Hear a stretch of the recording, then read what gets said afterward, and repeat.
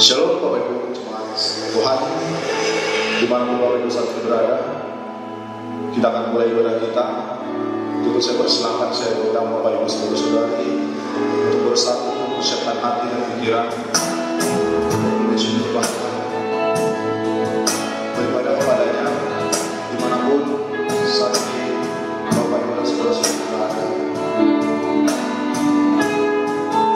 Mari kita terpuji dan kita karena kemurahan Tuhan, kita boleh ada sampai hari menyembah.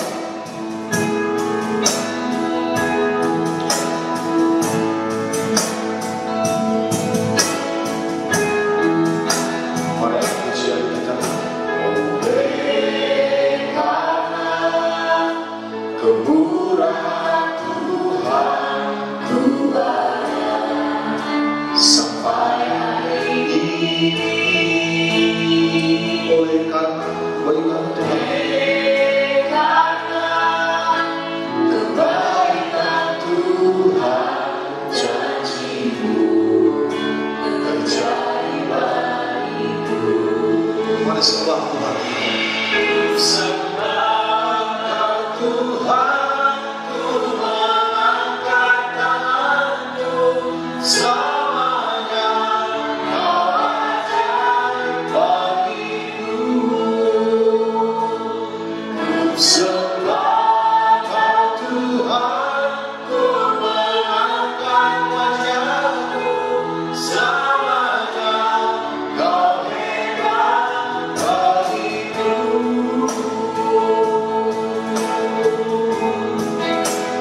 Hanya Tuhan yang hebat dalam kehidupan kita. Mari kita puji Dia. Oleh karena kemurahan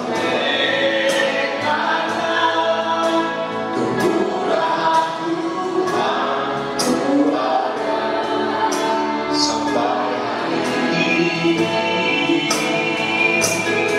Oleh karena kebaikan Tuhan, janji-Mu terjadi bagiku. Sembah Kau Tuhan, ku mengangkat tangan-Mu. Selamanya Kau ajaib bagiku. Sembah Kau Tuhan, ku mengangkat wajah-Mu. Selamanya Kau hebat bagiku. Sembah Tuhan. Sembah Kau Tuhan, ku mengangkat tangan-Mu. Selamanya Kau ajaib bagiku. Sembah Kau Tuhan, ku mengangkat wajah-Mu. Selamanya Kau hebat bagiku. Sembah Tuhan. Sembah Kau Tuhan, ku mengangkat tangan-Mu. Selamanya Kau ajaib bagiku. Sembah Kau Tuhan, ku mengangkat wajah-Mu. Selamanya Kau hebat bagiku. Sebagaimana yang dilakukan oleh segala orang percaya di setiap tempat dan sepanjang abad, saat ini kita akan mengerahkan kemampuan iman rasuli kita. Kita mulai. Aku percaya kepada Allah, Bapa yang Maha Kuasa, Khalik langit dan bumi, dan kepada Yesus Kristus, Anaknya yang tunggal Tuhan kita, yang dikandung dari Roh Kudus, lahir dari Maria, yang menderita lalu menentang Pontius Pilatus, disalibkan, mati dan dikuburkan. Pada hari yang ketiga, bangkit pula dari antara orang mati, naik ke surga, duduk di sebelah kanan Allah, Bapa yang Maha Kuasa, dan akan datang dari sana untuk menghakimi orang hidup dan yang mati. Aku percaya kepada Roh Kudus, Gereja yang kudus dan persekutuan orang kudus, pengampunan dosa, kebangkitan dan hidup yang kekal.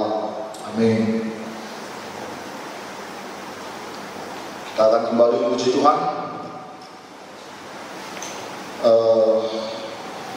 Kita akan bersuka cita apapun yang terjadi dalam kehidupan ini, apapun terjadi dalam kondisi kita saat ini. Kita mau bersuka cita memuji Tuhan. Kita mau mengimani bahwa Tuhan Yesus tetap baik, sungguh amat sangat baik dalam kehidupan kita. Dari dulu, sekarang, bahkan sampai selama-lamanya Tuhan Yesus itu baik.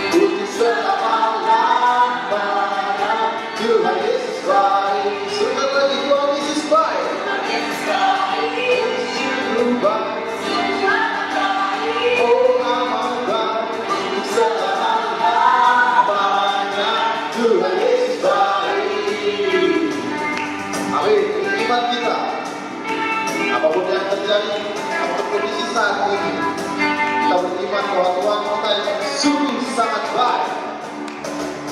Jangan kesediaan, kasih setia Tuhan, selalu bersamaku bagiku. Ambil ganti hari, selalu lihat kasih-Mu. Kau berhenti di hidupku, Tuhan Yesus baik, sungguh baik, oh amat baik, Tuhan Yesus baik, Tuhan Yesus baik, sungguh amat baik, untuk selama-lamanya, Tuhan Yesus.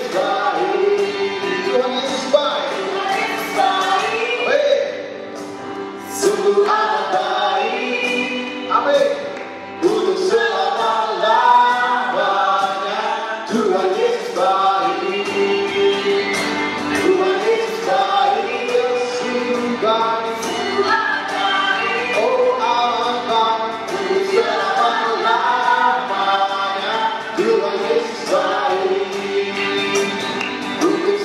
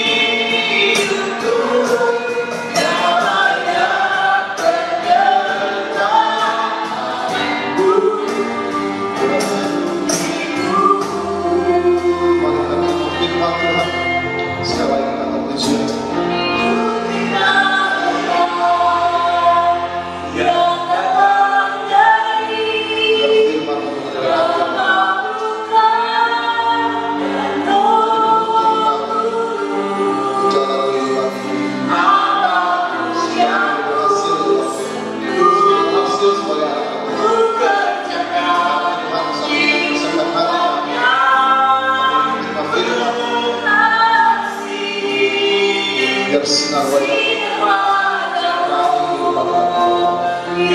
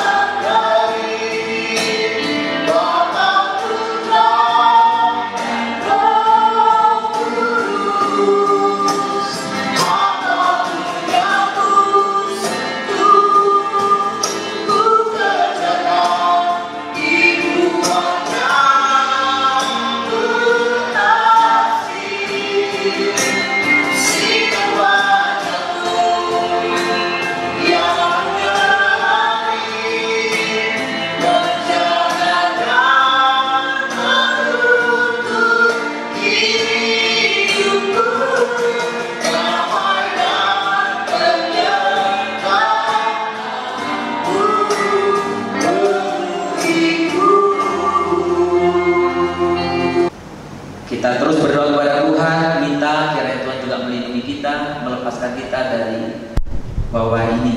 Kita tetap menjaga kebersihan kita, dan kita juga ikut berpartisipasi untuk mencegah penularan dari virus ini. Makanya hari ini mungkin bagi kita semua di tempat ini, dan bagi jemaat-jemaat yang ada di rumah, dan juga bagi saya, ini kali pertama kita ibadah di rumah kita masing-masing. Kita bersyukur karena kita punya Allah yang tidak dibatasi oleh ruang dan waktu, sehingga sekalipun Bapak Ibu ada di rumah hari ini, saya ada di tempat ini, semua kita ada di tempat ini, tapi kita percaya Allah yang kita sembah, Allah yang kita puji, kita muliakan, itu hadir di tengah-tengah kita. Saudara-saudara, hari ini kita akan bersama-sama merenungkan firman Tuhan. Dari firman Tuhan hari ini boleh menyapa kita, memberikan kepada kita kekuatan di tengah-tengah krisis ini. Mari terlebih dahulu, baik jemaat di tempat ini maupun yang di rumah, kita tundukkan kepala kita minta pimpinan daripada Tuhan untuk kita boleh memahami firman-Nya dan kita bisa hidup di dalamnya. Mari kita berdoa. Bapa di surga, kami sungguh percaya bahwa oleh karena anugerah-Lah kami bisa menjalani kehidupan kami. Dan sebagaimana pujian yang kami naikkan tadi, kami ingin menerima berkat kekuatan anugerah daripada Tuhan. Tidak ada apapun yang bisa memisahkan kami dari kasih Kristus. Sekalipun hari ini, pagi ini, kami tidak bisa bersama-sama di gereja ini. Kami bersama-sama beribadah di rumah kami masing-masing. Tapi kami ingin percayakan semuanya ke dalam tangan Tuhan. Kami percaya Tuhan hadir melawat setiap keluarga yang ada. Dan firman ini yang kami akan bersama-sama dengarkan nanti juga boleh menyapa kami sesuai dengan kebutuhan kami. Tuhan, kami semua siap mendengarkan firman-Mu.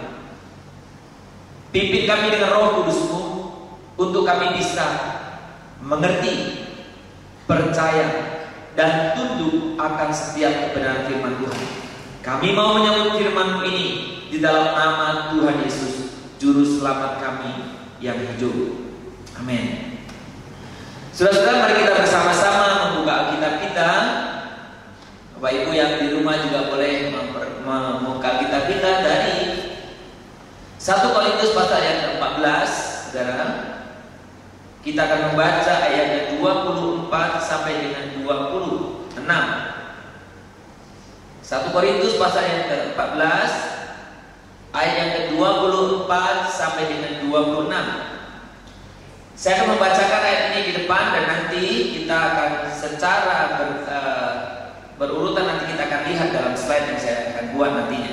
Saya akan membaca bunyi firman Tuhan demikian bunyinya. Tetapi kalau semua bernubuat, lalu masuk orang yang tidak beriman atau orang baru, ia akan diyakinkan oleh semua dan diselidiki oleh semua. Segala rahasia yang terkandung di dalam hatinya akan menjadi nyata, sehingga ia akan sujud menyembah Allah dan mengaku, sungguh Allah ada di tengah-tengah kamu. ayat ke-26. Jadi bagaimana sekarang saudara-saudara? Bila mana kamu berkumpul, hendaklah tiap-tiap orang mempersembahkan sesuatu, yang seorang mazmur, yang lain pengajaran atau penyantaan Allah, atau karunia bahasa roh, atau karunia untuk menafsirkan bahasa roh. Tetapi semuanya itu harus dipergunakan untuk membangun. Saudara, demikian jauh firman Tuhan. Minggu lalu kita berbicara bersama-sama tentang rahasia isi hati Allah. Ketika kita berbicara rahasia isi hati Allah, minggu lalu saya katakan bersama-sama bahwa ketika kita memahami rahasia besar ini, semestinya kita akan mengalami keberhasilan hidup kita. Jadi keberhasilan hidup kita tidak ditentukan pada jaminan-jaminan yang ada. Kita muda, kita kaya mungkin, kita memiliki kedudukan mungkin, kita invest asuransi yang besar mungkin. Itu semua tidak menjamin kita. Ketika kita memahami rahasia ini, semestinya kehidupan kita yang lainnya pun mengalami keberhasilan. Nah saudara, minggu lalu kita berbicara ini kebenarannya.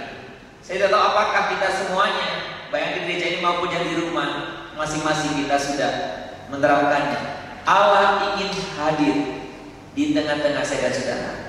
Allah ingin hadir, Dia di antara saya dan saudara.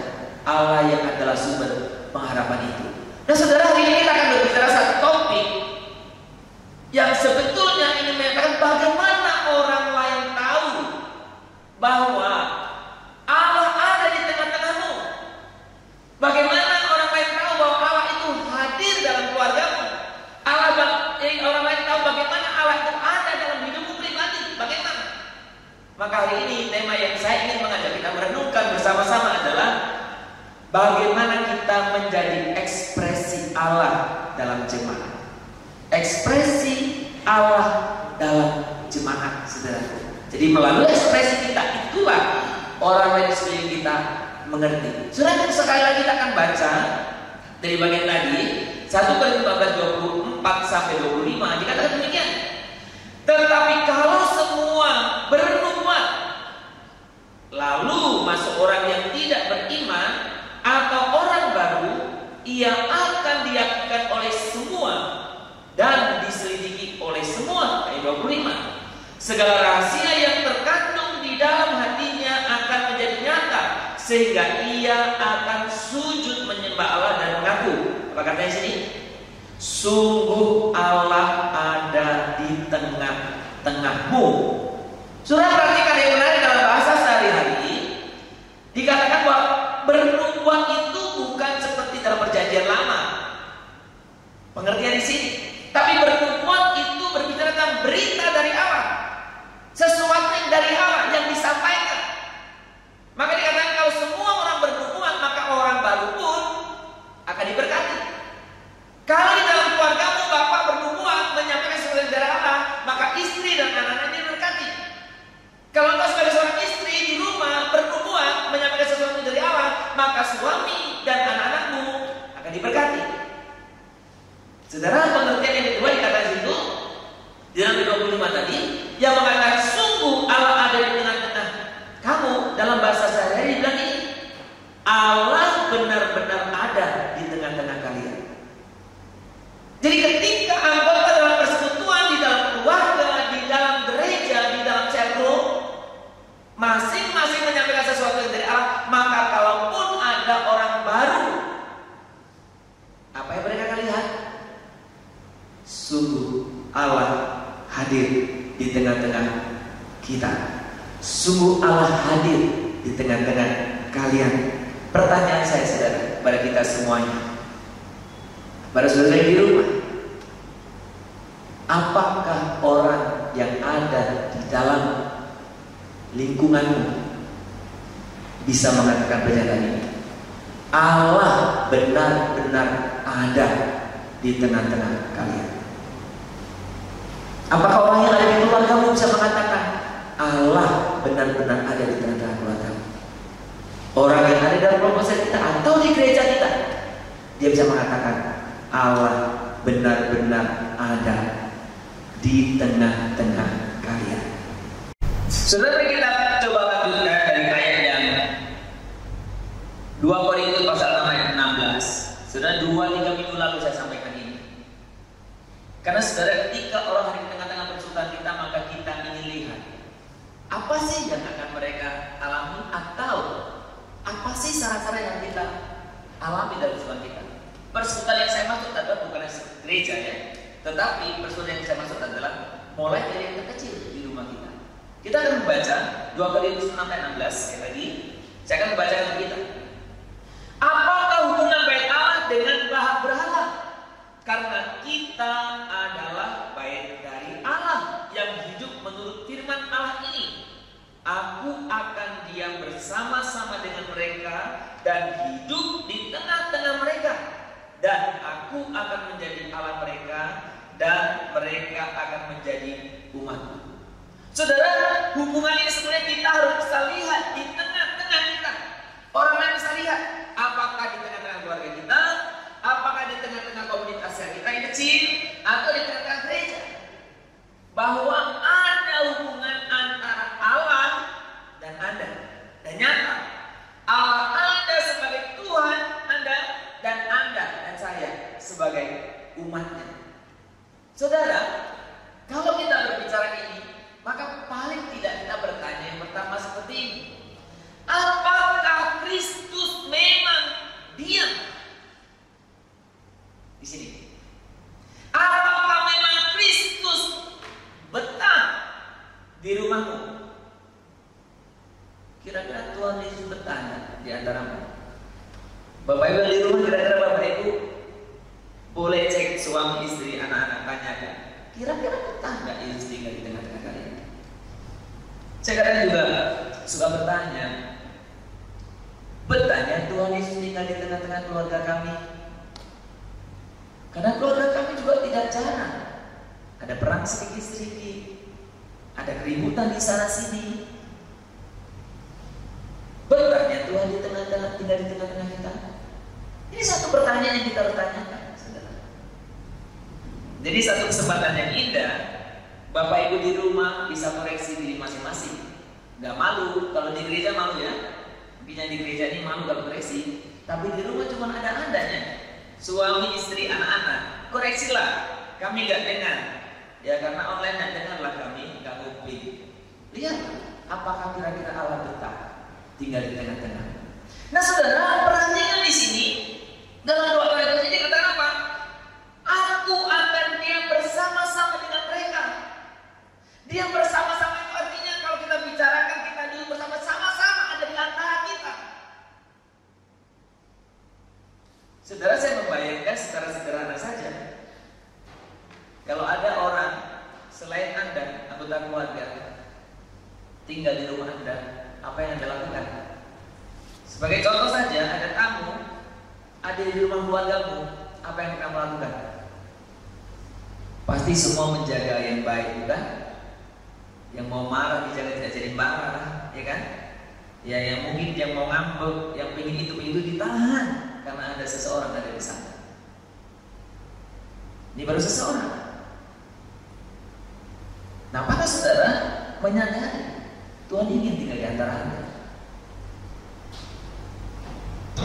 Apa yang Anda akan lakukan kalau Tuhan tinggal di tengah keluargamu? Tuhan tinggal di tengah keluarga kita. Tuhan tinggal di tengah-tengah gereja kita. Tuhan tinggal di tengah-tengah mungkin termasuk ketika kita meeting, rapat. Ada Tuhan di sana. Semestinya ketika orang benar menyadari kebenaran ini, maka kita akan jaga terus hidup kita. Tuhan hadir gak seperti tamu hadir yang Anda bisa hitung pasti 1-2 jam, atau saudara meninggal di tempatmu hari, atau mungkin paling lama mertua atau apa tinggal minggu, bulan. Kalau setahun itu namanya memang tidak di situ ya. Tapi kalau dulu Pak sebentar. Tapi Allah bukan hari, bukan jam, bukan minggu, bukan bulan, bukan tahun, selamanya ini bersama Anda.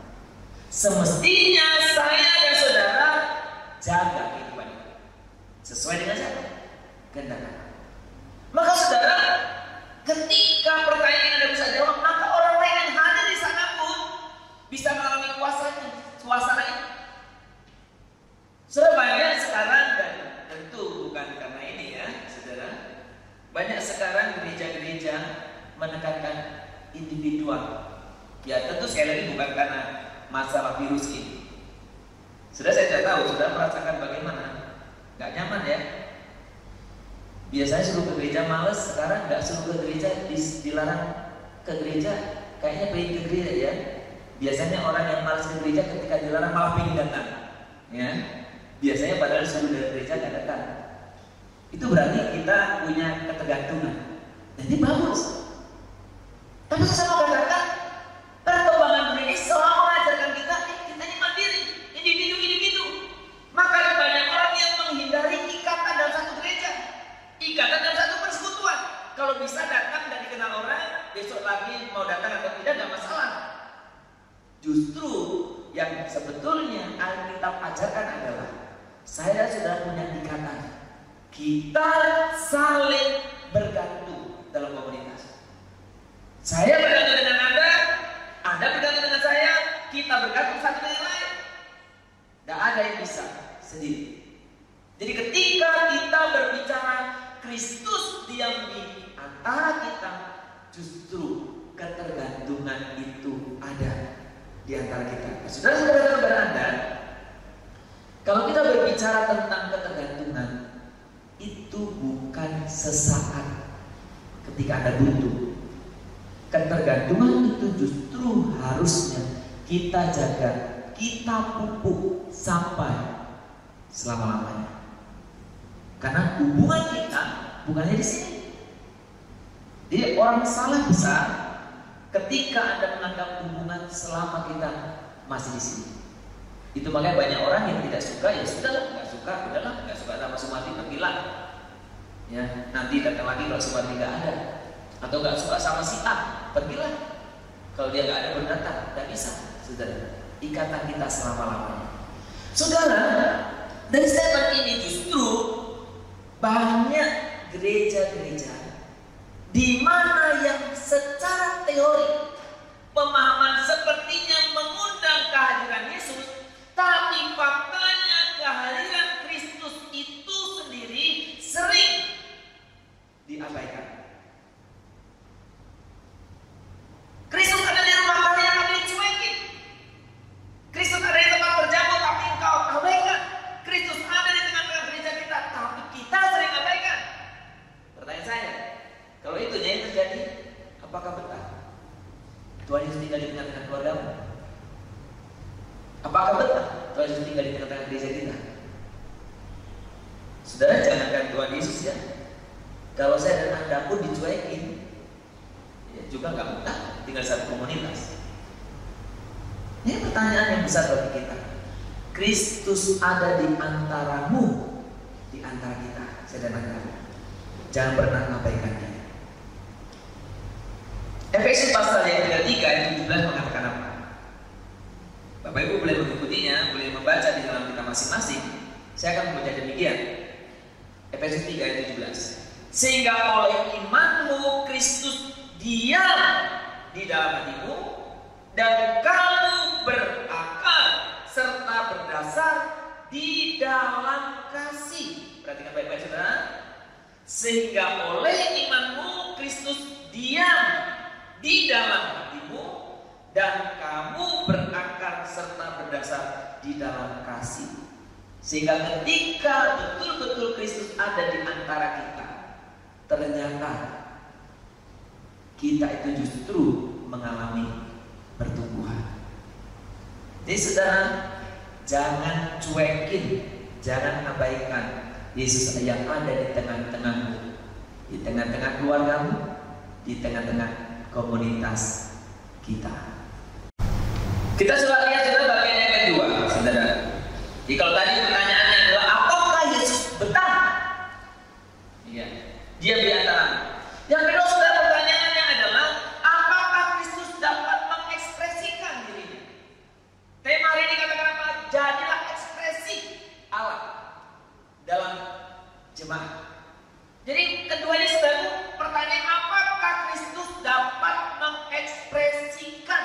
dirinya secara penuh di antara kita.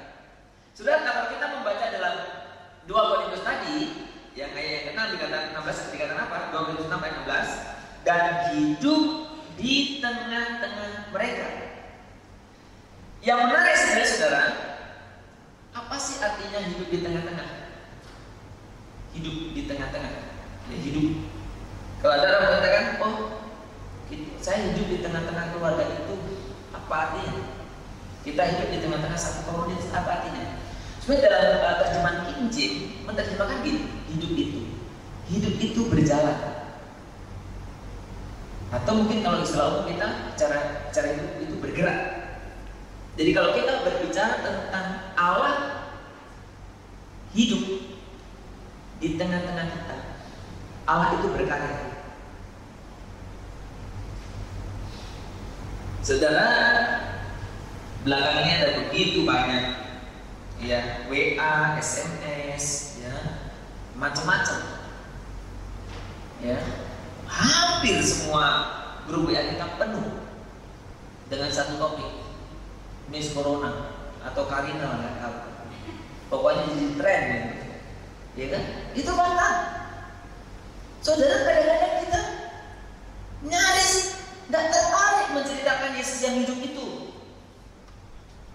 Nggak tertarik. Bahkan semua berita tentang Yesus pun ditilang semua. Dimakan oleh corona. Jadi corona bukan hanya membunuh kita. Corona sebenarnya membunuh berita tentang Yesus. Saudara, saya sedang tidak mengatakan bahwa kita tidak perlu waspada. Perlu. Tapi justru saudara, dalam kondisi krisis inilah, kekhawatiran inilah, kita diuji. Benarkah Anda menyadari bahwa Yesus ada di tengah-tengah Anda?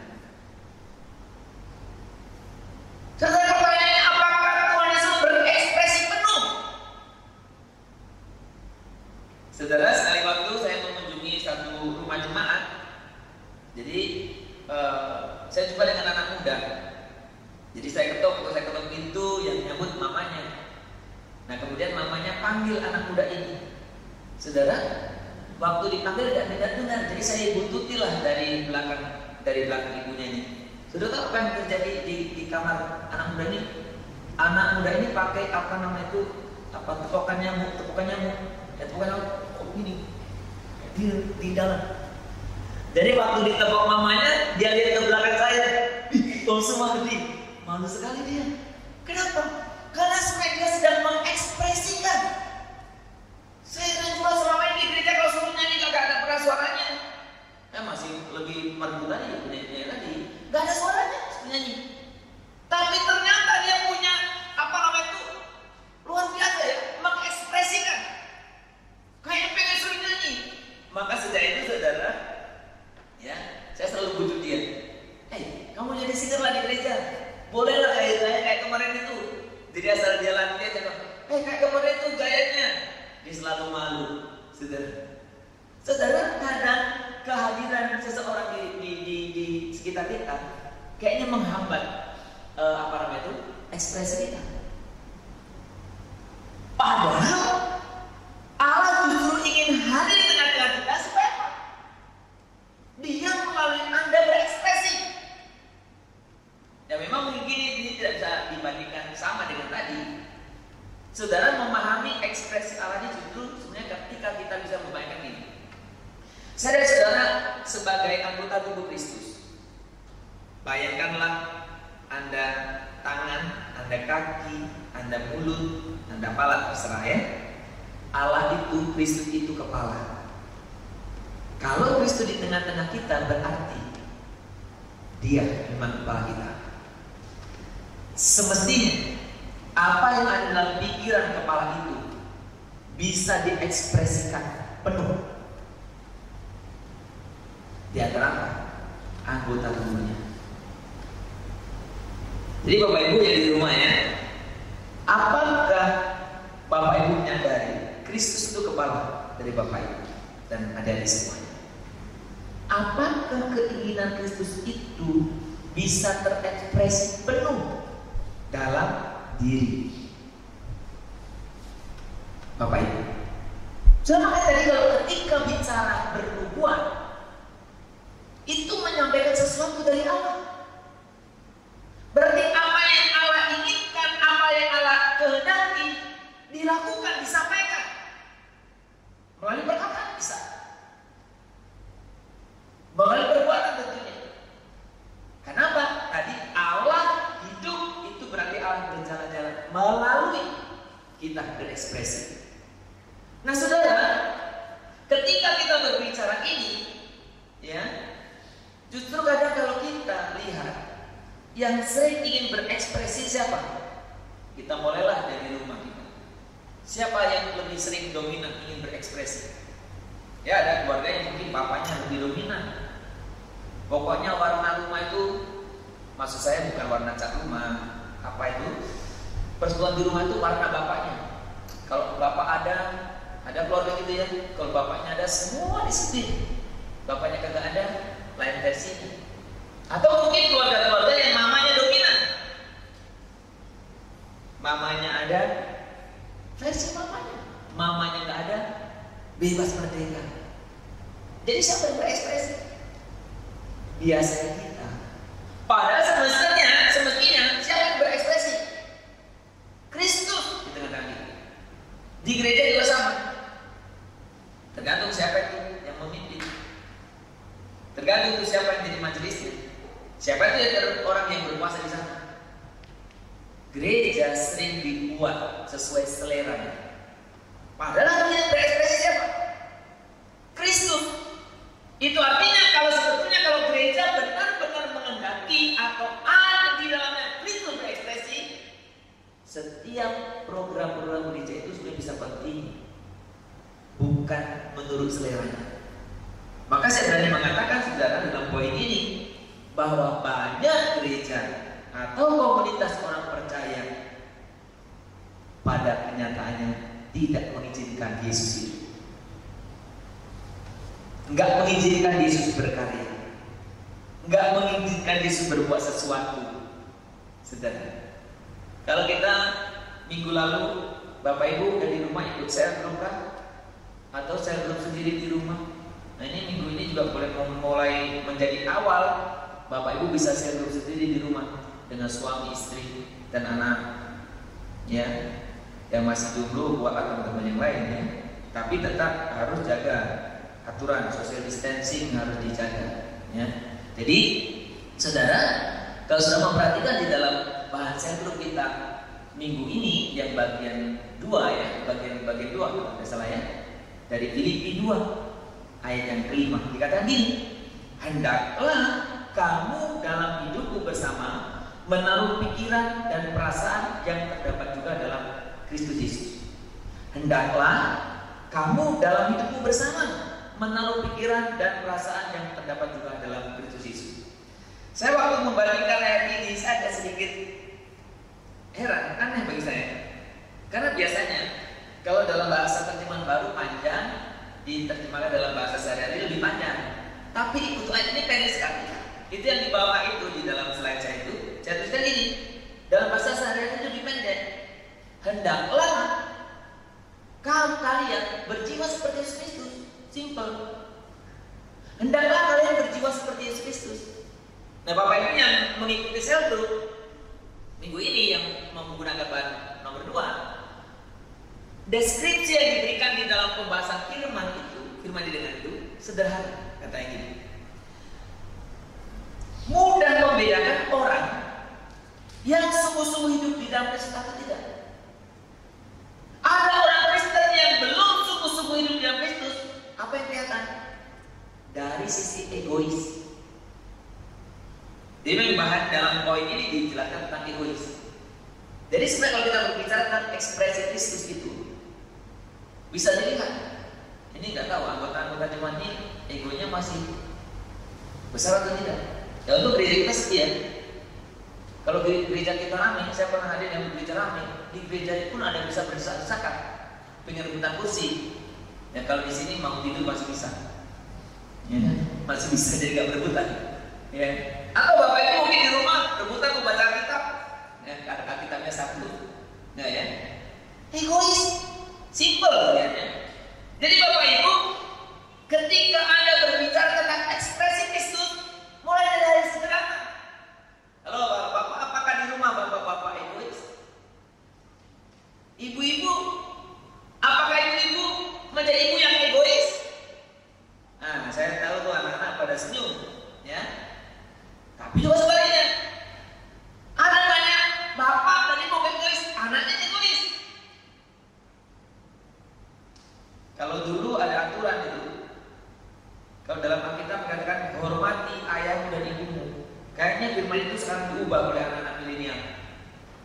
hormati anak-anakmu. Ya, senang yang ini ya. Salah. Itu banyak egois. Nah, ekspresi itu yang sederhana itu bagaimana saudara-saudara tidak mementingkan diri sendiri dalam porsi yang kecil, sampai juga termasuk dalam porsi yang besar. Jadi egois itu bisa dilihat dari segala segi sebetulnya. Nah, saudara bayangkan kalau saudara, ya, orang ingin datang ke dalam pertemuan saudara, mungkin di sel grup Anda atau di dalam gereja kita, apa yang mereka bisa lihat dari kita? Apakah kita memperlihatkan betapa kita orang-orang yang benar-benar memikirkan orang lain? Sekarang di sel grup juga ada banyak orang-orang yang egonya tinggi ya. Pokoknya cerita versinya, kayaknya nggak ada cerita yang lain. Apakah orang bisa terberkati oleh kita? Tadi di awal saya membacakannya dari 1 Korintus 14 ayat 26 juga ya. Di sana dikatakan, saya akan menggarisbawahi saja. Jadi bagaimana sekarang saudara-saudara, bila mana kamu berkumpul, hendaklah tiap-tiap orang mempersembahkan sesuatu. Yang seorang mazmur, yang lain pengajaran, atau penyataan Allah, atau karunia bahasa roh, atau karunia untuk menafsirkan bahasa roh. Perhatikan, tetapi semuanya itu harus dipergunakan untuk membangun. Jadi garis bawahi saya buat kuning di situ, mempersembahkan sesuatu. Garis bawahi berikutnya, membangun. Jadi ketika engkau di rumah, suami, istri, anak-anak punya tekad mempersembahkan. Jadi sebenarnya artinya bukan hanya dalam ini, tapi kalau ini konteks ibadah memang. Tapi sebenarnya ini bisa diterapkan dimanapun.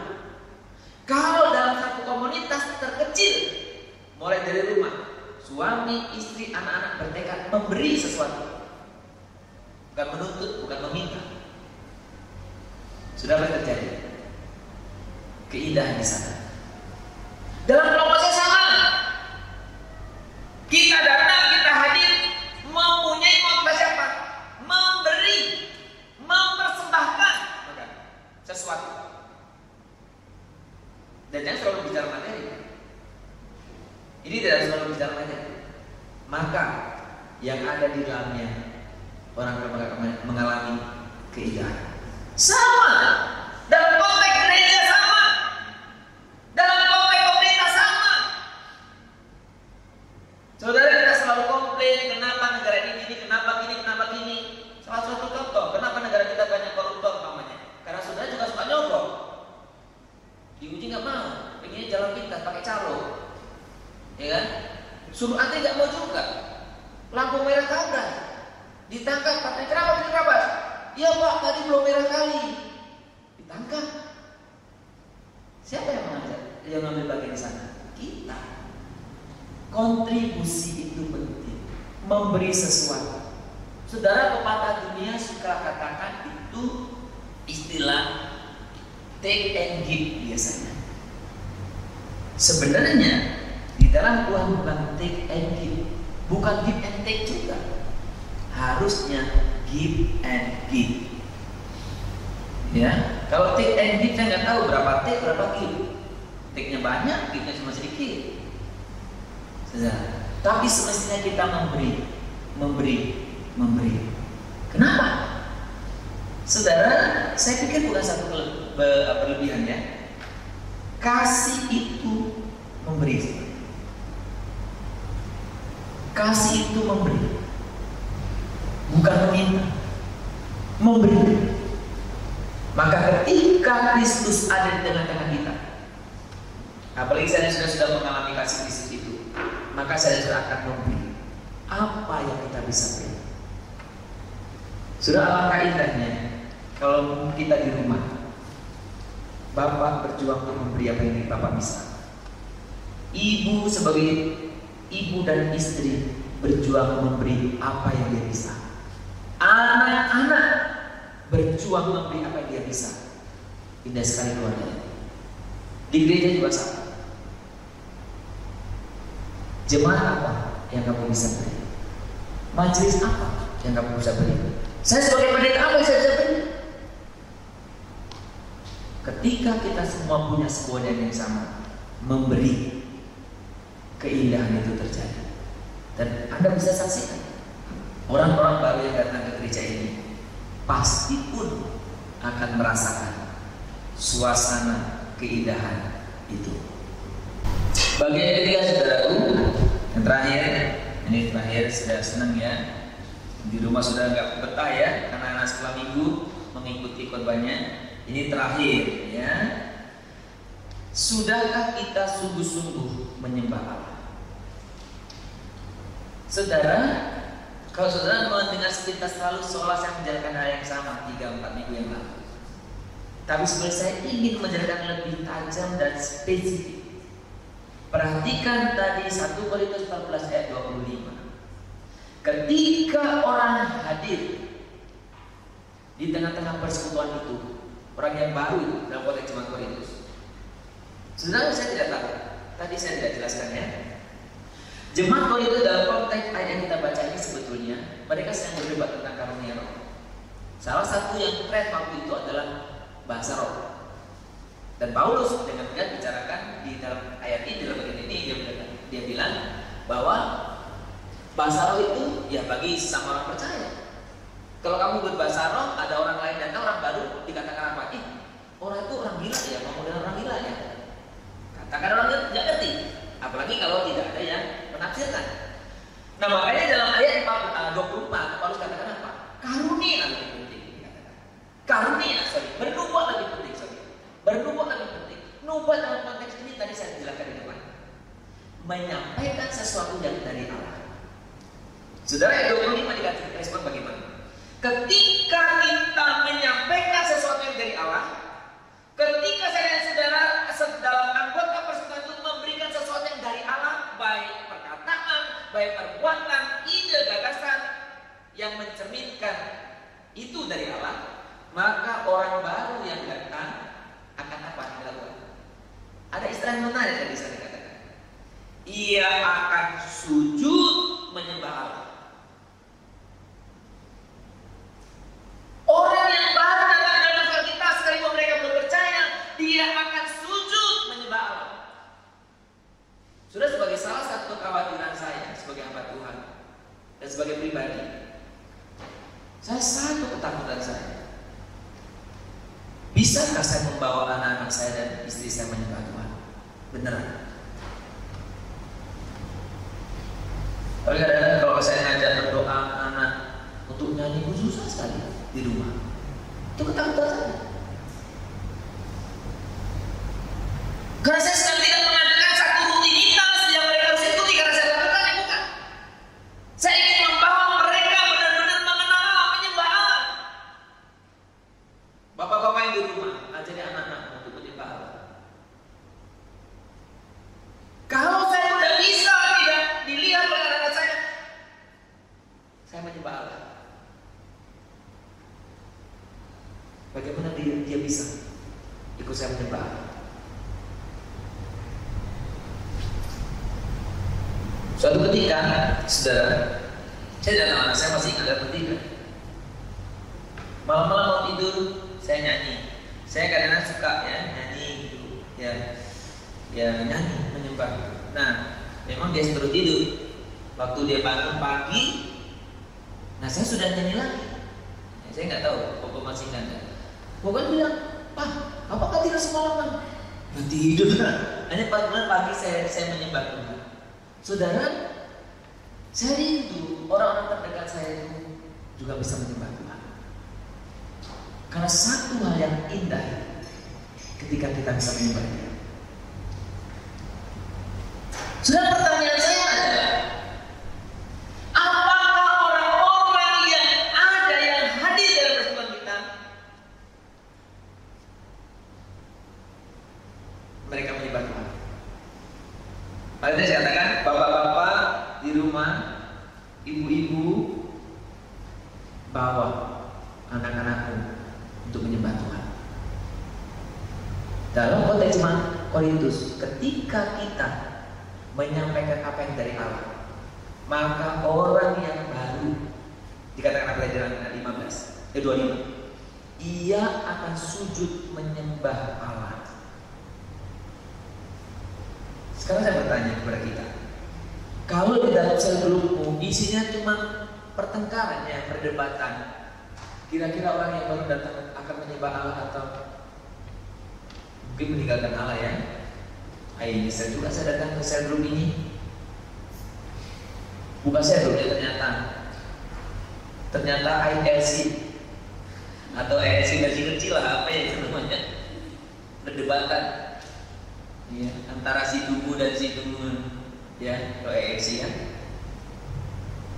Gimana? Apakah orang yang datang ke gereja kita ketika dia hadir pertama kali dia bilang, oh Tuhan, dia katakan aku menyembah Allah? Tadi saya katakan kekhawatiran saya secara pribadi ketika saya gak bisa bawa anak-anak saya menyembah Dia. Sebagai pendeta, salah satu yang menjadi pergumulan saya adalah bagaimana membawa Bapak Ibu benar-benar menyembah Tuhan.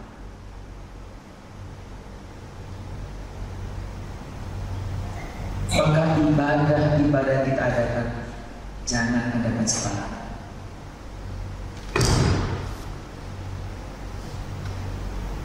Sesederhana apapun Anda, lakukan dengan sepenuh hati.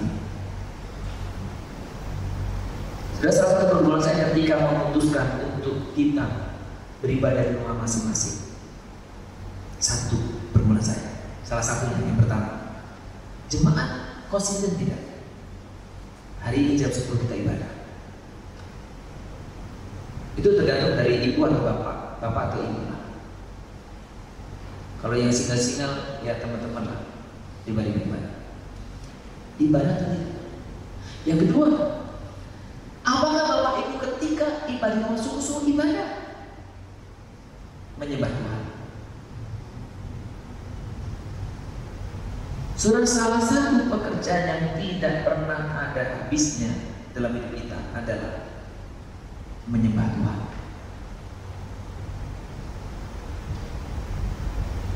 Jadi saudara jangan pikir orang di surga itu ketemu bidadari. Enggak, itu enggak ada ajaran kita. Ya. Jadi jangan berpikir pria-pria pengen ketemu bidadari, jangan ke surga. Ya, enggak ada sana.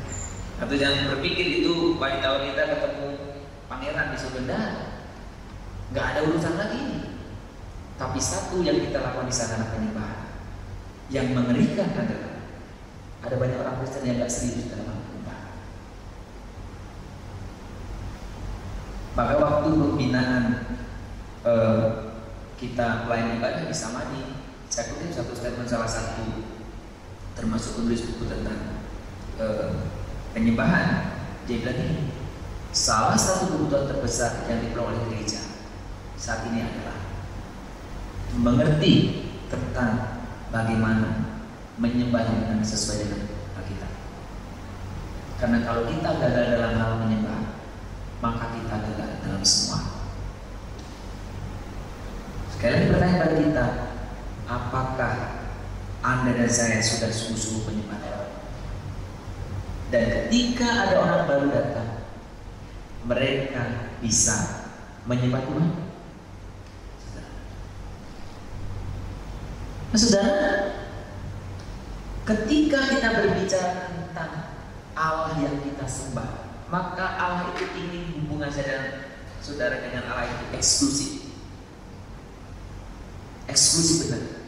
Maka di dalam 2 Korintus 6:16 katakan, aku akan menjadi Allah mereka dan mereka akan menjadi umatku. Ini eksklusif, saudara. Eksklusif.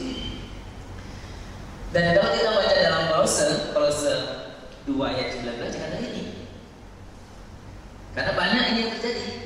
Sedang ia tidak berpegang teguh kepada kepala, dari mana seluruh tubuh yang ditunjang dan dilihat menjadi satu oleh urat-urat dan sendi-sendi menerima pertemuan ilahi. Jadi ayat ini saya kutip dalam bagian ini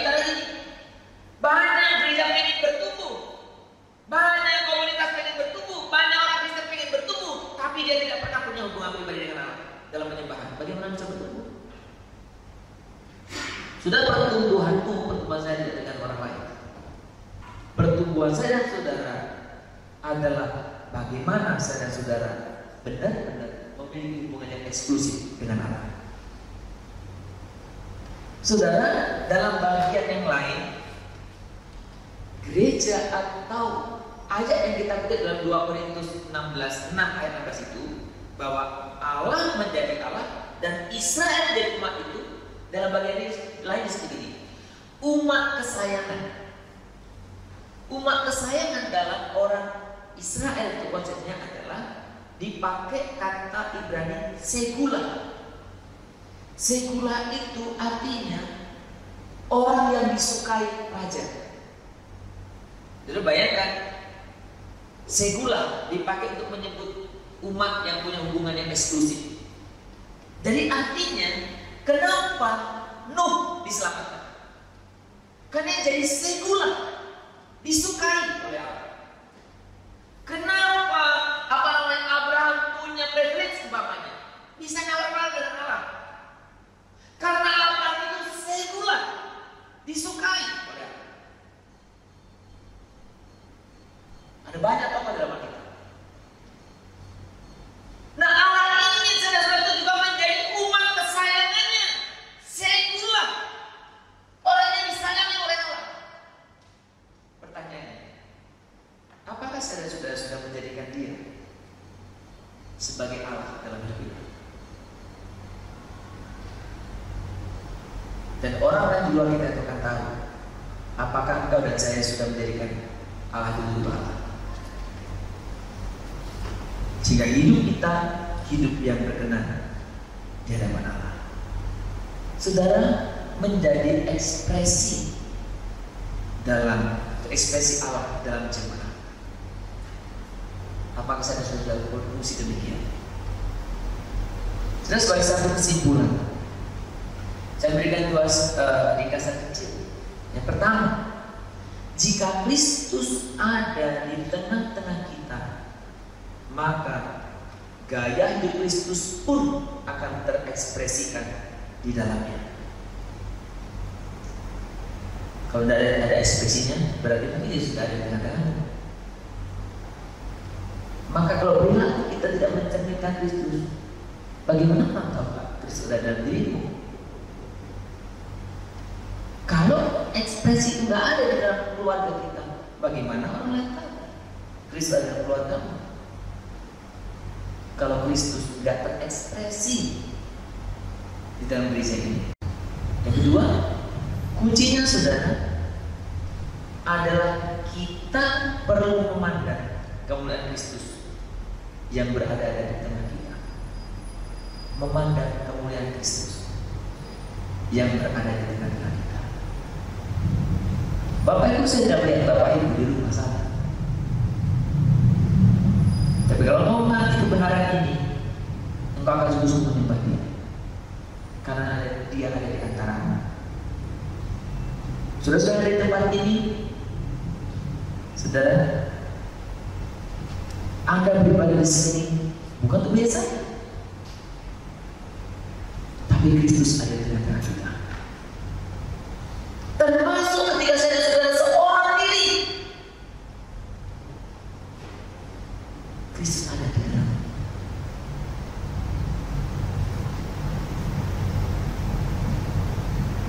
Ketika itu terjadi, maka kita, saya dan saudara, bisa mengekspresikan Kristus.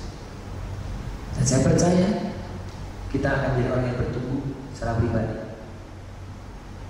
Keluarga akan diberkati, menjadi kesaksian maksud saya. Dan saya mengajak kita juga bermimpi gereja ini juga menjadi tempat yang dicari orang, karena dia ingin melihat ekspresi Allah di tengah kita. Mari kita tundukkan kepala kita. Saya sudah membuka musik dan singer ke depan. Bapak Ibu yang di rumah, kita boleh siapkan diri kita. Kita akan meresponi firman Tuhan.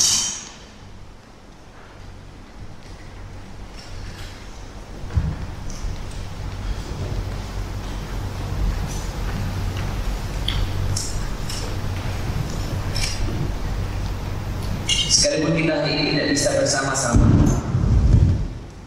Bapak Ibu, keluarga di rumah sana, kami di tempat ini, atau saudara kami yang lainnya di tempat-tempat yang lain. Mari kita satukan hati kita bersama-sama. Tuhan, saya ingin mengekspresikan Engkau dalam kehidupan saya.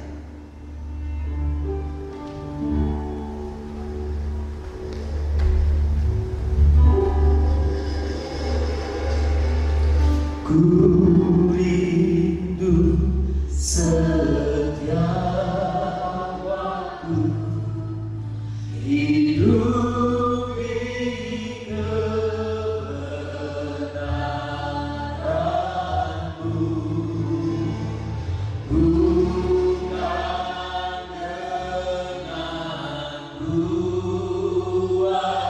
bukan dengan kuatku, namun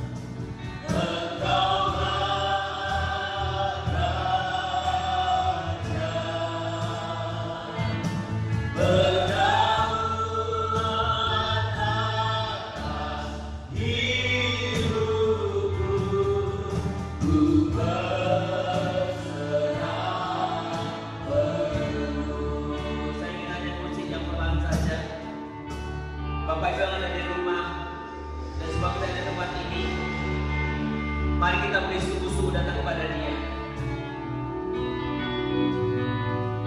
Saya adalah sebagai anggota tubuh Kristus.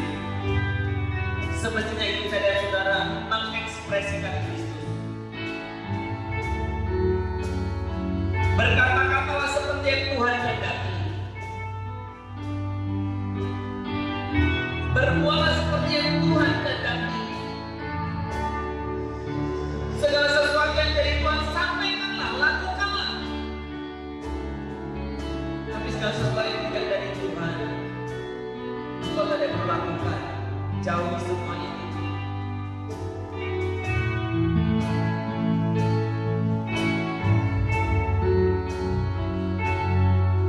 Saudara, jikalau hari ini engkau bersama keluargamu, bersama suami, istri, anak-anakmu, mari kau sepakat di rumah masing-masing. Sebagai suami, jadilah suami yang mengekspresikan Kristus. Sebagai istri, jadilah istri yang mengekspresikan Kristus. Sebagai anak-anak, jadilah anak-anak yang mengekspresikan Kristus. Karena untuk itu engkau dipanggil. Bagi saudara ada di gereja ini, engkau pun punya tugas yang sama. Jadilah pribadi-pribadi yang mengekspresikan Kristus. Tuhan, ampuni kami kalau kami selama ini mengaku diri sebagai orang percaya, tapi Kristus sama sekali tidak terekspresi melalui perkataan, perbuatan kami, bahkan pikiran kami. Ampuni kami. Tolong kami boleh mengekspresikan Engkau, Tuhan, sehingga melalui kehidupan kami orang lain, bahkan mereka yang belum percaya, mereka bisa menjadi percaya. karena mereka bisa katakan Tuhan benar-benar ada di tengah-tengah kalian. Kami rindu menjamah setiap keluarga yang ada. Kami rindu untuk menjamah memulihkan setiap keluarga-keluarga yang sekarang sedang dalam permasalahan. Kami berdoa untuk setiap pribadi yang hadir di gereja ini. Jamahlah Tuhan. Tuhan, biarkan krisis corona ini menjadi berkat yang tersendiri bagi kami. Karena hari ini kami bisa berkumpul lebih eksklusif di dalam keluarga kami masing-masing, lebih intim. Nyatakan kebenaran-Mu dan kami rindu taat tunduk di dalamnya. Engkaulah Tuhan, Engkaulah Raja, berdaulat atas hidupku, ku berserah penuh. Engkaulah Tuhan, Engkaulah Raja.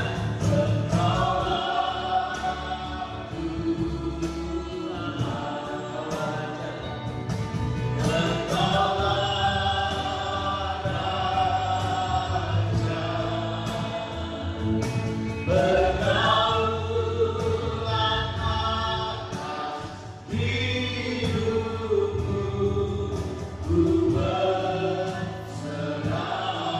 Berdaulat atas hidupku Tuhan.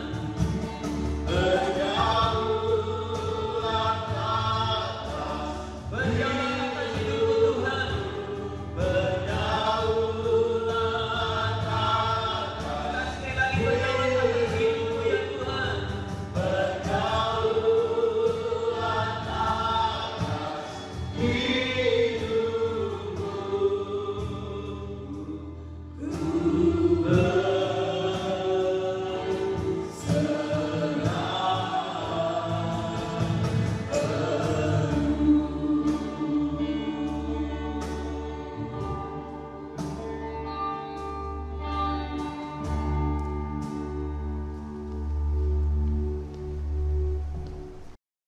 Mari Bapak Ibu, jemaat saudara-saudari yang di rumah juga kita akan membawa persembahan kita sembari kita akan mengangkat pujian kita pada Tuhan.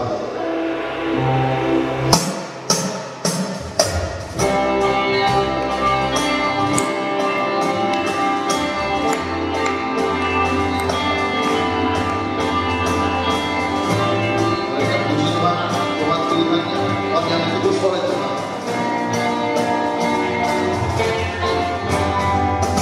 Kami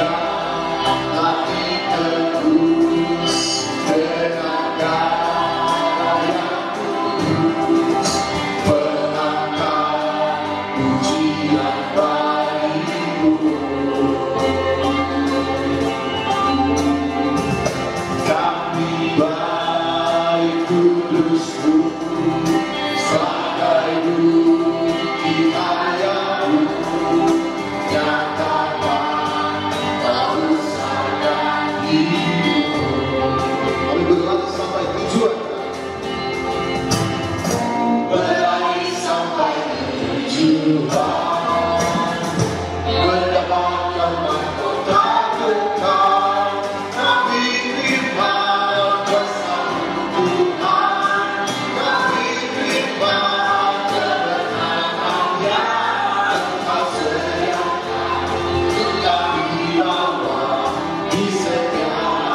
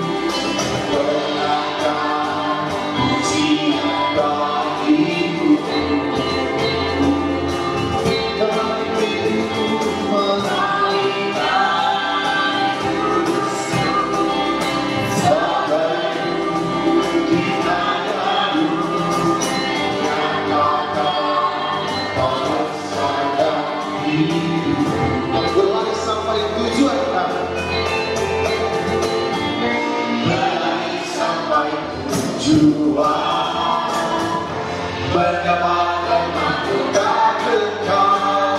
Kami terima kasih Tuhan, kami terima kemenangan dan kesetiaan untuk kami bawa di setiap langkah.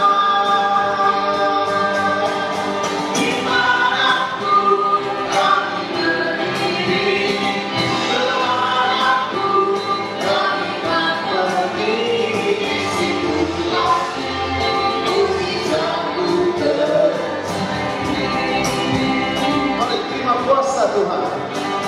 Kami terima kuasa-Mu Tuhan, kami terima kebenaran-Nya dan kesetiaan untuk kami bawa di setiap langkah. Dimanapun kami berdiri, kemanapun kami akan pergi, di situ pasti mujizat-Mu terjadi. Nafiri 1 GMI Jakarta Pusat, Minggu 22 Maret 2020 adalah sebagai berikut. Hamba Tuhan dan Majelis GMI Jakarta Pusat mengucapkan selamat beribadah kepada kita semua. Sekalipun hari ini kita tidak beribadah bersama-sama di gereja, melainkan beribadah di rumah masing-masing, kiranya kesempatan ini menjadi berkat istimewa, karena kita bisa beribadah khusus bersama keluarga kita. Hari ini kita memasuki minggu keempat masa Lent atau Prapaskah dengan tema GMI Jakarta Pusat menjadi ekspresi Allah dalam jemaat dengan pembicara Pendeta Sumardi. Dalam rangka mendukung himbauan pemerintah, Persekutuan Gereja-Gereja di Indonesia atau PGI dan surat arahan dari pemimpin GMI Wilayah 2, Bishop Sabam Tobing, bahwa gereja ikut berperan aktif dalam usaha memutus mata rantai penularan dan mengurangi potensi tertularnya virus corona atau COVID-19. Maka hamba Tuhan serta Majelis GMI Jakarta Pusat memutuskan pada tanggal 22 dan 29 Maret 2020, GMI Jakarta Pusat mengadakan 1 kali ibadah gabungan KU1 dan KU2 secara live streaming pukul 10 WIB. Dan dihimbau jemaat untuk beribadah di rumah masing-masing melalui live streaming dengan membuka link YouTube GMI Jakarta Pusat. Bagi jemaat yang tidak memiliki akses atau mengalami kesulitan untuk membuka YouTube, disediakan paduan acara dan khotbah tertulis yang akan dibagikan melalui WA Group. Ibadah sekolah minggu bergabung dengan keluarga di rumah masing-masing dalam ibadah umum. Kegiatan komisi atau seksi baik P3MI, PWMI, P2MI, sel grup, kambium, kelas katekisasi maupun kelas PA dan pembinaan-pembinaan lainnya ditiadakan hingga akhir bulan Maret 2020. Persekutuan doa malam tetap dilaksanakan seperti biasa dengan tetap memperhatikan social distancing. Persembahan dapat ditransfer ke rekening gereja BRI nomor 0968 01 013287 534 BRI Johar Baru atas nama Gereja Metodis Indonesia Jemaat Jakarta Pusat atau dikumpulkan per keluarga kemudian diserahkan ketika kita beribadah kembali di GMI Jakarta Pusat. Kami berharap jemaat dapat memaklumi keputusan ini dengan tetap beriman dan mengandalkan Tuhan serta bersama-sama berpartisipasi dalam menciptakan suasana tenang, tidak ikut-ikutan menyebarkan berita yang kebenarannya belum teruji. Mari kita saling mengingatkan, menguatkan, dan saling membangun satu dengan yang lain. Kiranya melalui sikap kita dalam menghadapi krisis ini, orang lain bisa dikuatkan, diberkati, dan memuliakan nama Tuhan. Kita terus berdoa minta perlindungan, pertolongan Tuhan dan berupaya agar kiranya wabah virus corona COVID-19 di Indonesia maupun di dunia segera berlalu. Untuk itu, diharapkan agar kita semua tetap tenang, jangan panik, lebih menjaga kebersihan dan kesehatan, serta memperhatikan prinsip social distancing di antaranya. Mengingat virus corona dapat ditularkan melalui percikan saat batuk atau bersin, maka diharapkan kita menggunakan masker jika sedang kurang sehat. Demikian juga virus corona bisa ditularkan melalui kontak langsung seperti berjabatan tangan, maka demi kesehatan dan kenyamanan kita semua, untuk sementara waktu kita tidak kontak langsung saat berjabat tangan dalam setiap acara-acara pertemuan tanpa mengurangi rasa hormat kita satu dengan yang lain. Kita bisa melakukan salam dengan membungkuk dan menyilangkan tangan kanan di dada atau dengan salam taise. Pada hari Kamis 26 Maret 2020 pukul 18 sampai dengan 19.30 WIB tetap diadakan persekutuan doa malam. Tentunya dengan tetap memperhatikan social distancing di ruang ibadah GMI Jakarta Pusat. Seluruh jemaat juga disarankan untuk melakukan disiplin rohani berpuasa setiap hari Kamis. Puasa dimulai hari Rabu pukul 19 setelah makan malam sampai hari Kamis pukul 19. Kita buka bersama di gereja pukul 17.30 sebelum persekutuan doa malam. Marilah kita melatih diri kita dalam disiplin rohani berpuasa dan hadir serta merasakan lawatan Allah melalui penyembahan dan doa bersama kita. Demikianlah Nafiri GMI Jakarta Pusat minggu ini. Untuk informasi Nafiri selengkapnya bisa dibaca dalam Nafiri kita minggu ini yang sudah dibagikan melalui WA Group. Kiranya Tuhan melindungi, menjaga, dan memberkati kita semua. Immanuel. Shalom saudara-saudara sekalian, selamat datang kepada kita semuanya dan Bapak Ibu yang ada di rumah, selamat hari Minggu. Ada beberapa hal yang perlu saya garis bawahi. Yang pertama, saudara selamat beribadah kepada kita semuanya. Sekalipun hari ini kita tidak bisa bersama-sama di tempat ini, tapi saya percaya di rumah kita masing-masing kita juga boleh beribadah. Jadi hari ini menjadi satu berkat tersendiri bagi kita. Yang kedua Bapak Ibu, seperti edaran yang saya sudah sampaikan kepada kita semuanya, bahwa kurang lebih mungkin paling tidak selama 2 minggu ke depan kita akan ibadah di rumah masing-masing. Ada 2 hal yang kami mau sampaikan. Ada ibadah yang kita bisa ikuti di YouTube, di channel yang kita sudah sampaikan juga. Dan alternatif yang lain kita sediakan juga untuk tata ibadah yang kita bagi juga melalui grup WA kita. Bapak Ibu bisa ikuti bersama. Yang ketiga Bapak Ibu, selama kita tidak beribadah di gereja, persembahan kita bisa kumpulkan.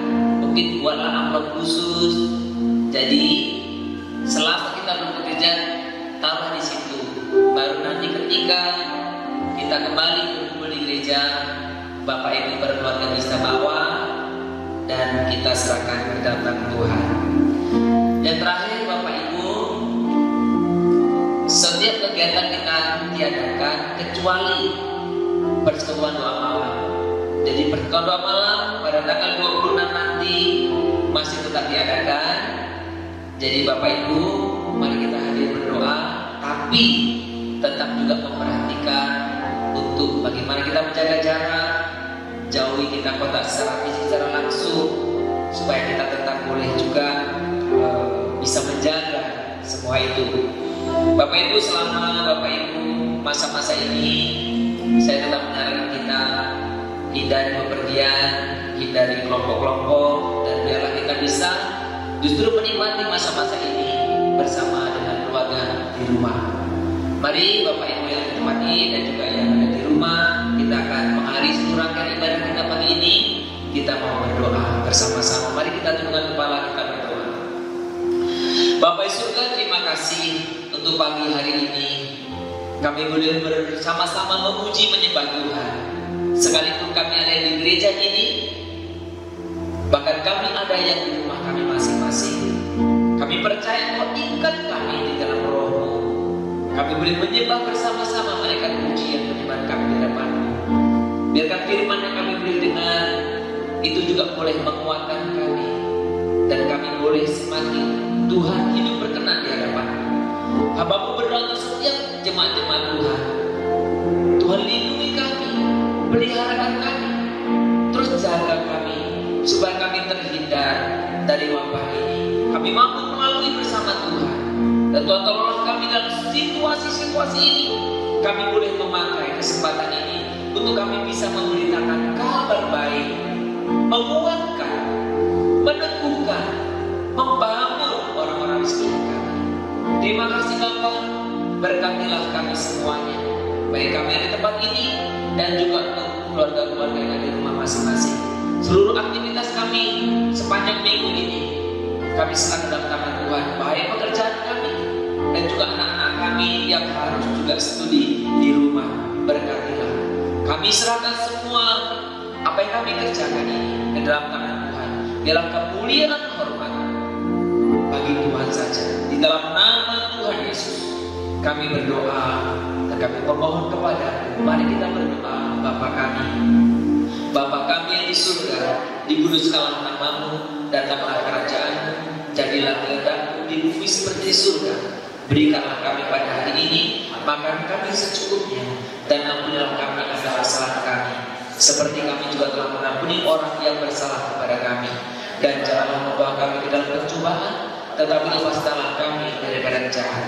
Karena Allah yang punya kerajaan dan kuasa dan kemuliaan sampai selama-lamanya. Amin.